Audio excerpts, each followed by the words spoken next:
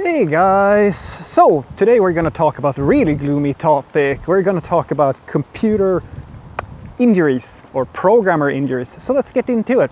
Now this is of course not exclusive in any way to just programmers. This is just a generic, hey, you work in front of a desk most of the time type of, that's that type of deal, right? But since this is about programming, we're gonna just focus on programming. So the reason why I want to talk about this a little bit is that I actually got a subscriber question regarding this exact thing, and this person was saying that, well, basically, what should I think about if I want to stay long term in programming? And you may think this is a silly, especially if you're younger and you're made of rubber and magic. These things may not matter all that much to you, but when you're getting to a certain age and you get to a certain point, trust me, your body's going to give out. Sooner or later, it's gonna happen. You're gonna get old. Don't you worry, you are gonna get there. And when you do, you can either start having physical problems and kind of have to deal with that at that point, or you can try to prevent them a little bit. So let's talk about it differs a little bit from workplace to workplace, but in general, here, at least here in my region, what companies will do to kind of mitigate this are basically the following things. First and foremost, the most important thing to prevent work-related injuries is that you sit well. That's number one. If you only get one luxury office supply, it should be a good chair. You have to sit correctly.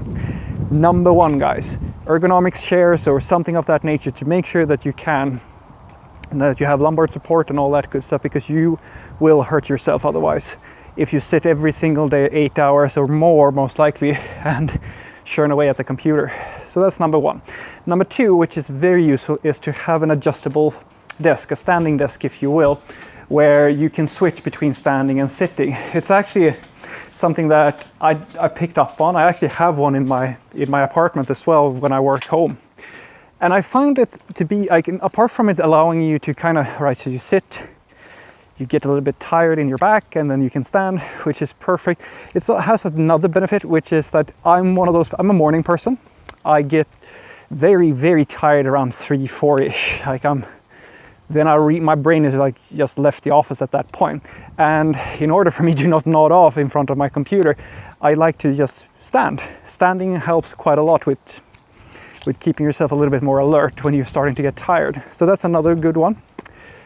Third one is to have your eyesight checked. Now, you may not need glasses, like permanent glasses or progressive glasses or anything like that, but you may find that you're in need of terminal glasses. I like to use terminal glasses, even though mine are very low strength, because it's just another thing that makes, that decreases the tension on my body. So these are some of the concrete things that you can do, but there's also one thing that I think that needs to be addressed, and I'm pretty sure that this is not going to come as a surprise to you. Go to the gym, guys. Do strength training.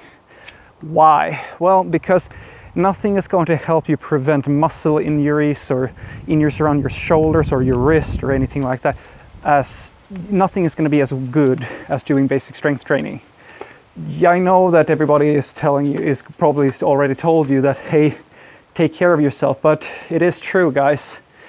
And it's even more important that you do it when you are it's not, as I said, it's not just programmers, but in this scenario, it's like, you just think about it yourself. Let's be honest here, guys. As a programmer, you are very, you stay still. Like, you just sit basically all day, every day for your work, for your career. You're going to move less than the average human being for most of your life. And if that is the case, then you should really take this seriously, guys. You should actually most likely go to the gym a little bit more.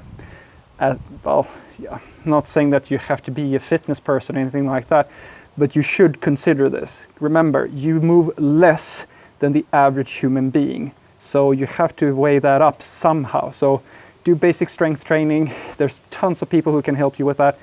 But on average, at least twice a week, at least.